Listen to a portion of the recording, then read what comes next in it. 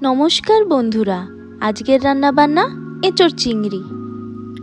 এখানে নিয়ে নিচ্ছি 3টে আলু হাফ হাফ করে কেটে নেওয়া, নুন হলুদ দিয়ে ভাপিয়ে নেওয়া এঁচোড়, চিংড়ি মাছ, 3টে পেঁয়াজ কুচি করা, 2টো টমেটো কুচি করা আর অল্প গ্রিন পিস, আদা রসুন আর কাঁচা লঙ্কার পেস্ট করে নিয়েছি। সাথে আছে এভারেস্টের কাশ্মীরি লাল মির্চ, গোটা জিরে আর গোটা ধনের পেস্ট, হলুদ, টক দই আর আছে সল্ট অ্যাজ পার টেস্ট।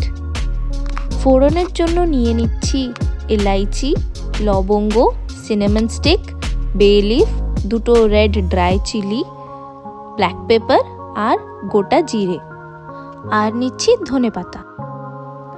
কড়াইতে তেল দিয়ে আলুগুলোকে ভালো করে নুন হলুদ দিয়ে ভেজে তুলে রাখবো।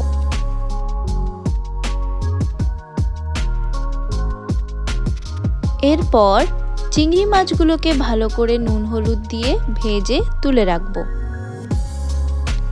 অন্য একটা কড়াইতে নিয়ে নেব পরিমাণ মতো সর্ষের তেল। তেলটা গরম হয়ে গেলে ওতে দিয়ে দেব গোটা গরম মশলাগুলো, সাথে দিয়ে দেব 1 পিঞ্চ হিং।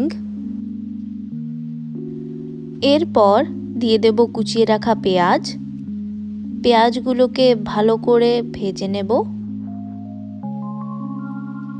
পেঁয়াজগুলো ভালো করে লাল লাল করে ভাজা হয়ে গেলে এতে দিয়ে দেব আদা রসুন কাঁচা লঙ্কার পেস্ট, একটু হলুদ গুঁড়ো দিয়ে ভালো করে নাড়াচাড়া করে নেব।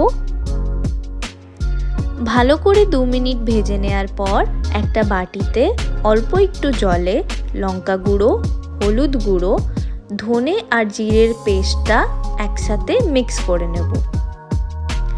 এবার এই পেস্টটা কড়াইতে দিয়ে ভালো করে কষিয়ে নেব।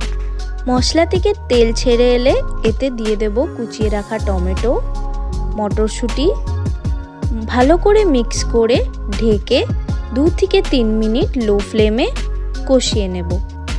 এরপর ঢাকনা খুলে ভালো করে মিক্স করে দিয়ে দেব 1 চামচ টক দই। আবার ভালো করে মিক্স করে ঢেকে 2 মিনিট কষিয়ে নেব।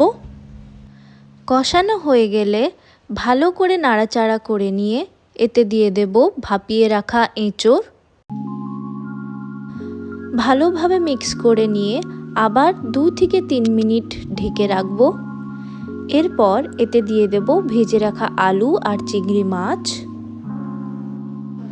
ভালো করে মিক্স করে নেব। আমি এখানে সেমি গ্রেভি করছি, তাই অল্প একটু গরম জল দিয়ে আরও 5 মিনিট ফুটিয়ে নেব। ঢাকনা খুলে উপর থেকে ধনেপাতা ছড়িয়ে দিলেই রেডি আমাদের এঁচোড় চিংড়ি।